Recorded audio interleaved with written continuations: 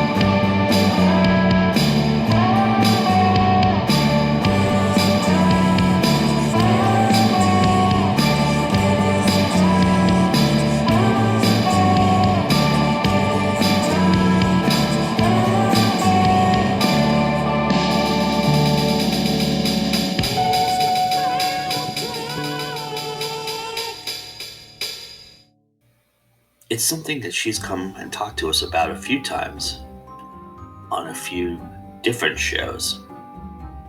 And now, as she's getting ready to launch book 2 in these uncertain and different times, she still remains on brand. As do we, as we point the spotlight on Julie Hiner's Acid Track.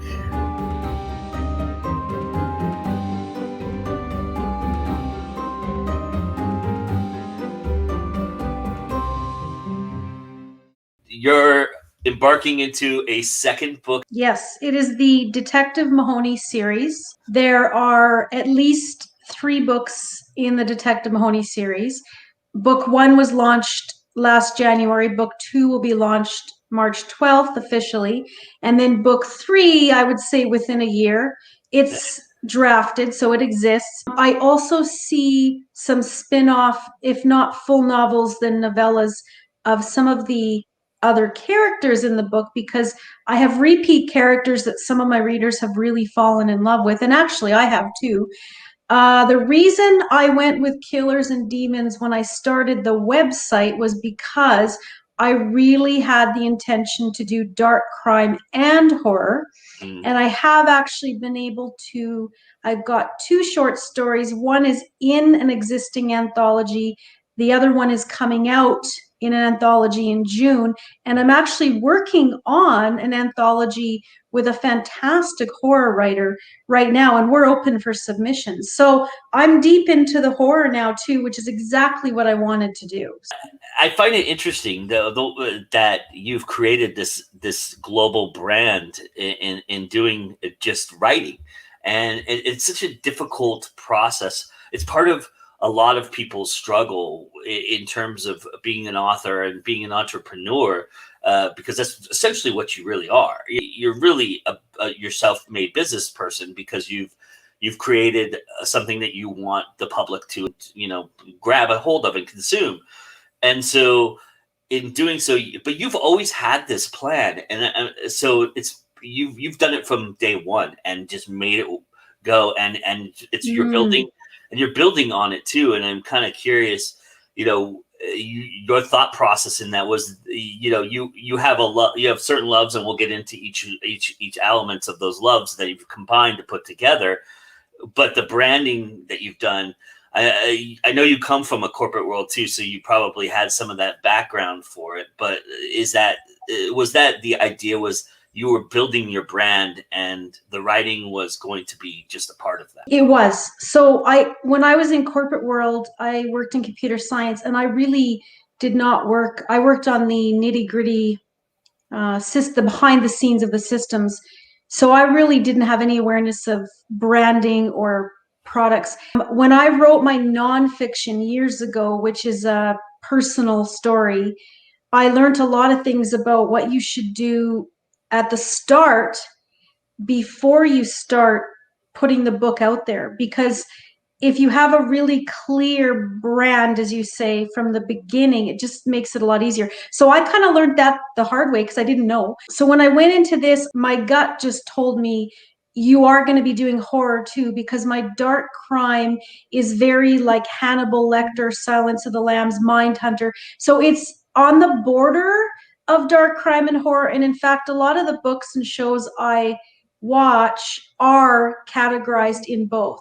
So I wanted to do a website name once. So I put a lot of thought into it. And then that website name just leads into what your brand is. And I think as I wrote the book, what the brand really was came out because I'm a complete 80s metalhead and I love dark crime.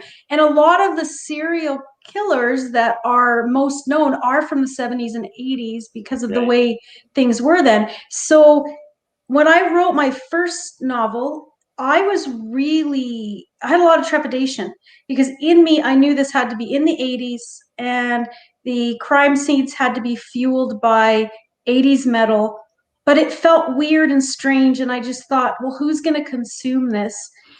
But at the same time, I'm doing this as my art project. And yes, I do want to find my readers. And yes, they do exist.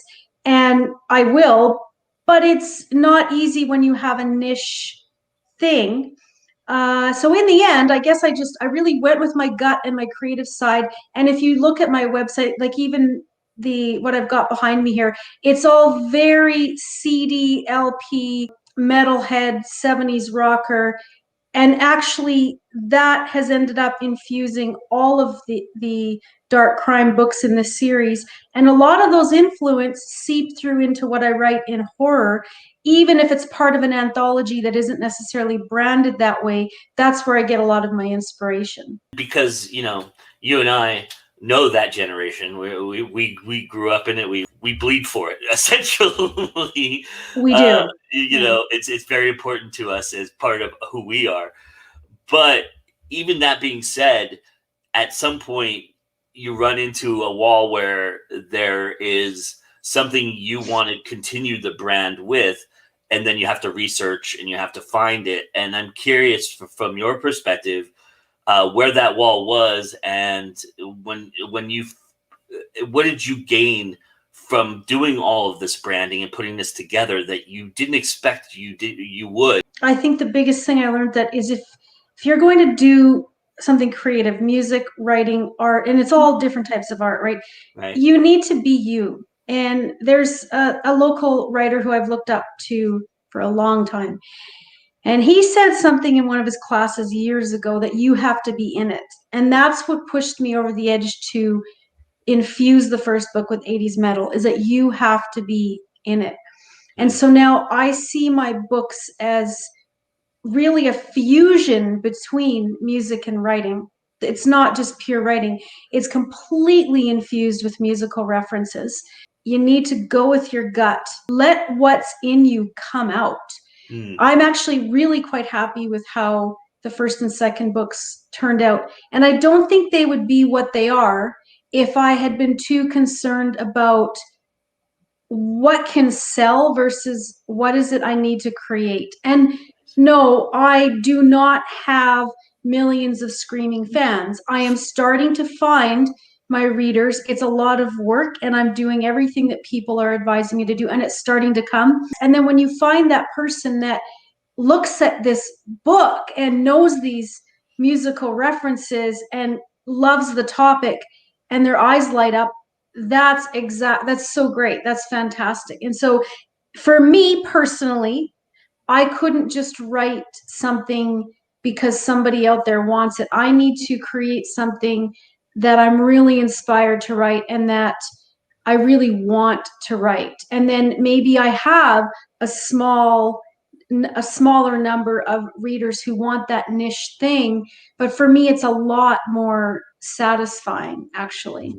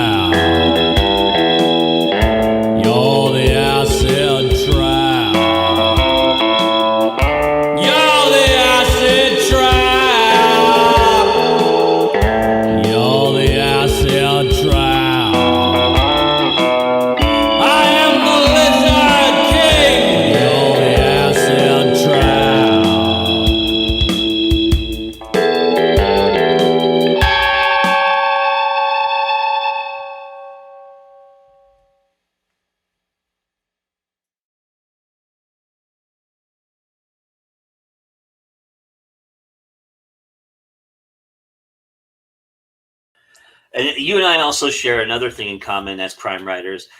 We've written in the opposite gender, and you know, in using yourself as the Mm. guideline, and as you said, using what you know and putting that forward into what you're presenting. Do you feel like that putting a little bit of you into a character, even if they were the opposite gender, kind of well rounds that character and gives an evolution to that character that you maybe wouldn't have had if you had just gone with, I'm going to make him a standard drunk or this or that Mm. kind of idea? Definitely. I am completely in every one of my characters. My main detective, yes, he's male, and he is inspired on somebody that I know, and he knows that he's comfortable with that. It's not him, it's just that he's inspired through the stories that he told me.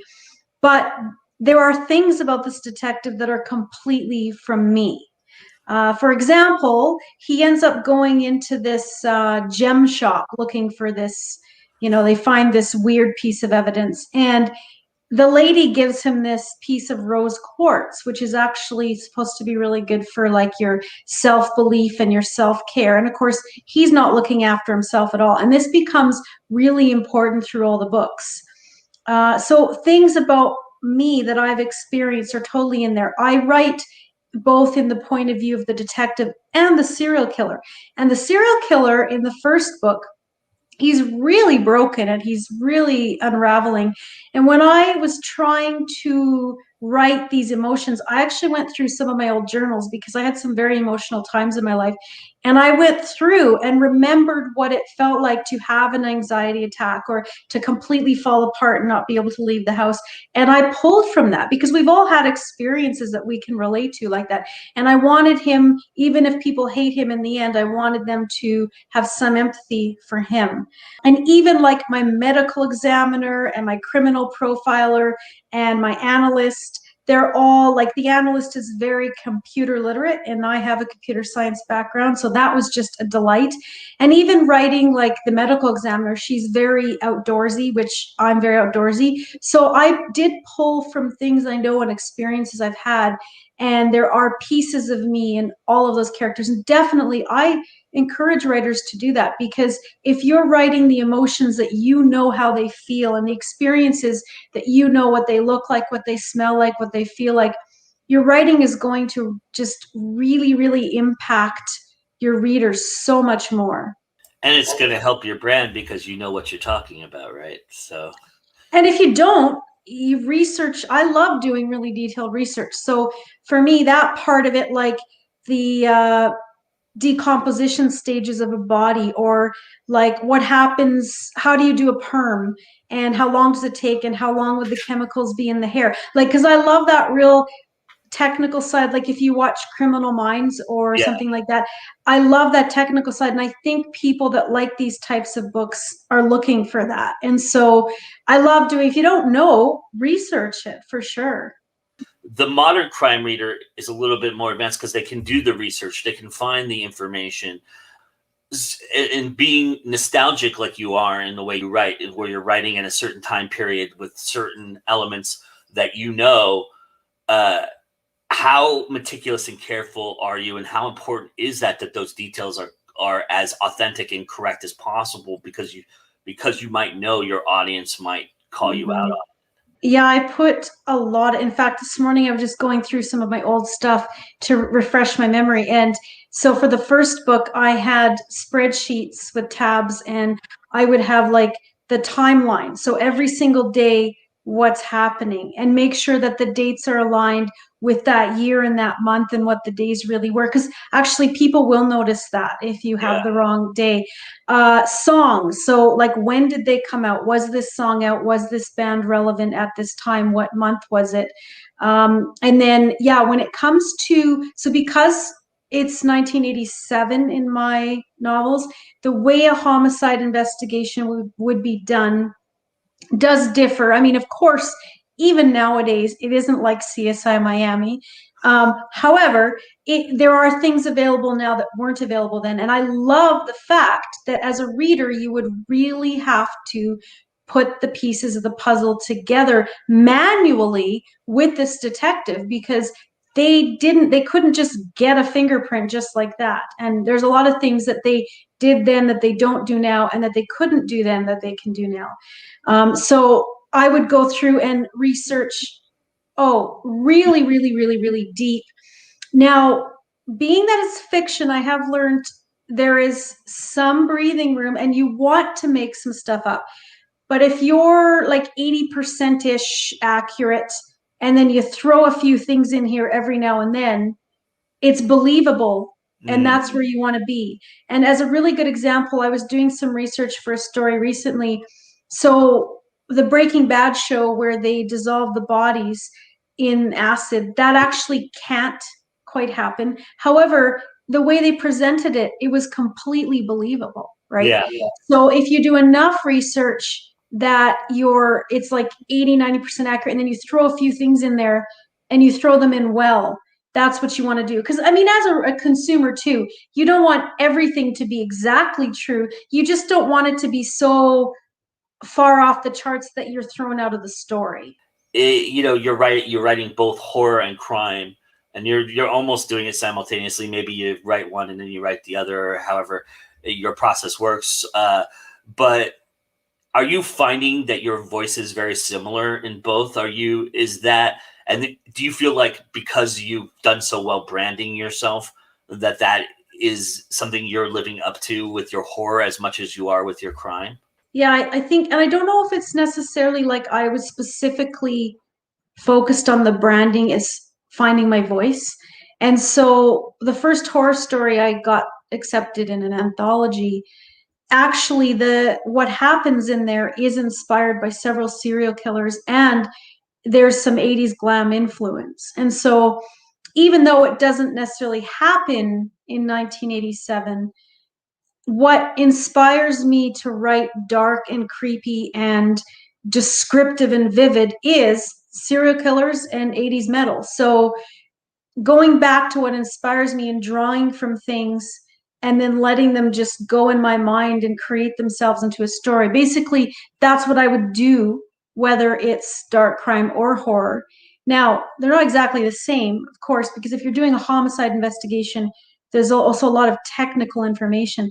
I found the horror writing was actually very freeing because it was completely made up. So you're just in this realm of dark and creepy and gritty, and whatever happens, and you don't have to worry quite as much about your readers believing you, because they're expecting something really far out. Mm-hmm. So I think I found my voice by focusing on what inspires me, which also happened to be the things that I've used to quote unquote brand myself. And I actually did build a model before I started writing anything. I used to build models in computer science, and this is what helped me. There's about a dozen components that all of these guys have. And I used those components to spin off characters. And interesting thing, I came across this woman who, there was an article in the newspaper, but she had built a database of, like, they said 600 serial killers. So I contacted her, we met, and she showed me her model and how she builds things. It's in fact like 6,000 and probably more, and they're worldwide. And she has contacts all over the world, and she keeps this model up to date. And she's actually seeking to help by doing criminal profiling for different agencies. Anyways, she came in and talked at our Calgary crime writers, and all the elements she listed were like exactly, basically what I had come to the conclusion was. She validated and also gave me more information. And I was really excited because I'd done a lot of research. But this bona fide serial killer, as I call it, I mean, they do have elements, and they are meticulous, and they don't leave anything behind until their fantasy gets stronger and stronger, but their ability to create it perfectly, just, it can't happen. And so they start to unravel, and the emotion behind it, and that's when they make a mistake, and that's when something happens that allows somebody to figure out who this person is. And that's generally how it's happened in real life. Yeah. So I've followed that model in the books for sure. So let's talk about Acid Track and what to expect. The first book, Final Track, it's actually really 80s metal infused. Now, Acid Track still has that 80s metal feel because we're still in 1987.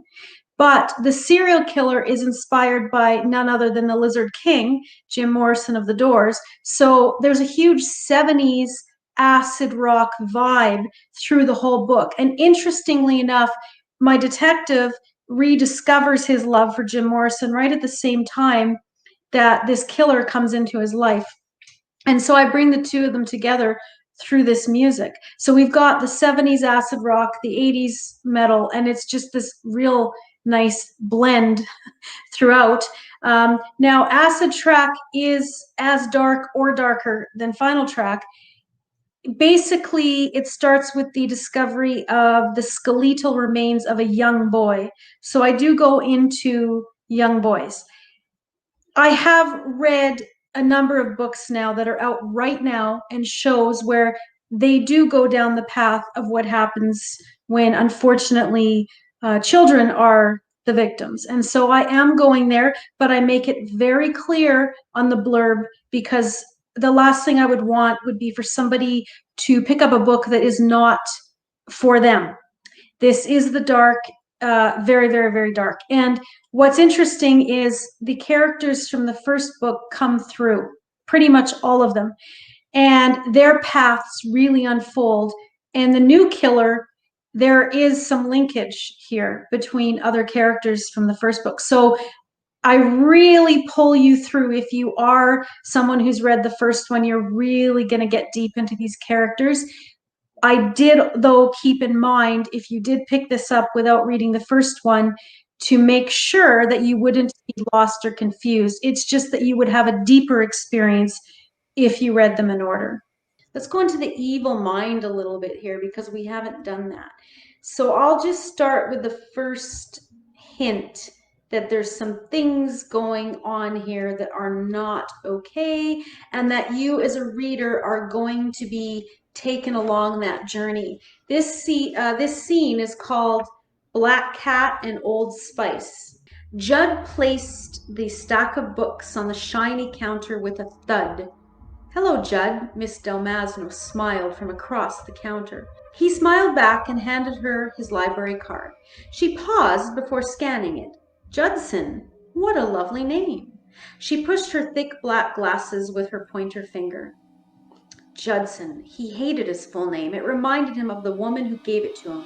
Suppressing a scowl, he smiled. My mother's idea. I go by Judd now. The scanner blipped as she passed it over the card. She handed it back to him. Sorry, I shouldn't pry. I've noticed it before, and I just thought it was a lovely name. Looking at the stack of books, she nodded. You've picked out a great selection here. Malice Afterthought, a forgotten classic. Wolf Hall. Now that's an old one. I don't usually see that one checked out. You are not the typical reader I see around here. She plucked a book off the top of the pile. The scanner bleeped as she ran it along the spine of the book. I like an intellectual read. His stomach churned as he forced the smile to remain glued on his face. Miss Delmasno's pink lipstick glared at him like a neon sign. Isn't this interesting? She picked up the next book in the pile and examined the title. Fundamentals of Organic Chemistry? She raised an eyebrow and looked at him, curiosity washing over her face. She had a good brain on her. She always inquired about what he was reading, even the more scholastic topics. Yes, I have a rather extensive garden. It is somewhat of a passion of mine. Chemistry basics can be applied to the prevention or to the preservation of trees, lengthening their lifespan. Well, that's fascinating. She looked straight at him. It's too bad she had glaring pink lips, and of course she was a woman. Every woman had a rotten core, although hers didn't show yet. Resisting the scowl her eyebrows longed for, he focused his mind on the chemical facts darting through his mind. Yes, it is. For example, a subset of the chemical compounds used in the embalming process are extremely effective in prolonging the life of most fruit trees. The concoction has to be slightly altered, of course, to avoid damage. By replacing the harsher chemicals with less toxic ones, the tree is encouraged to flourish without damage. A natural smile took over his face. All right, so let's have some fun. I Ha. want to know from you 5 bands that you introduce somebody to your world, your 80s metal world. What are the bands that you would say, hey, if you want to really get into my stories and my voice and my world, what are the bands that you need to be going and listening to? So the first one has to be the original Guns N' Roses because, well, I was in grade 8 when Appetite for Destruction was released. And so you're very easily influenced at that age. And that album just absolutely, to this day, rocks my world. I think it really is one of the top albums of all time. And it's so rough and raw. And the way they were living at that time is just incredible. Number 2, I'd have to say, like, this is hard, there's so many, but I'd say I'd throw Cinderella out there because Cinderella, when you first look at them, they just seem so glam, and they're beautiful, but they didn't hide behind makeup. They've got some, if you really dig into all their stuff, they did have that rough raw vibe. There's a lot of acoustic stuff that's just really phenomenal out there that maybe people didn't know because they just knew the more popular videos. But then I'd also have to say, if you really want to know my voice, let's throw the Lizard King in there because Jim Morrison, I mean, that I listened to a lot of stuff from the 70s, 60s even, because any rock and roll came from blues originally. They'll all say that. Everybody says that. And he was somebody who was just so dark and like people were lured into his voice. If you see some of this live footage from some of his like concerts back then, he really was toying with the concept of being able to pull a mob in and almost hypnotize them. And he did. He could do that. It's just a really bizarre, incredible thing to watch. And also, he was a poet, really. He wasn't planning to be a rock star. So his fusion of word and music to me is just really, really intriguing and interesting. And then I'd have to throw a couple others in there. Like, you can't go anywhere without someone like Zeppelin. I mean, they laid the foundation for so many. And to this day, if you look at some of that live footage or listen to some of those original tracks, I mean, it's incredible. My uncle actually saw them live a number of times, and I just picked his brain to listen to that experience. And I'll top it off. Oh, it's so hard, but I'll throw AC/DC in there because they actually just put an album up not that long ago, and it's in honor to Malcolm. So Malcolm and Angus are the two main guys that started it. And, they are just the most positive. Like, if you watch any of their interviews, they're professional, they're positive, and the vibe of that music is so high energy and so positive that you can't flip over that when it comes on the radio. Angus is 70 whatever, and he's still just Angus. He was always just being him, and I just really admire that totally.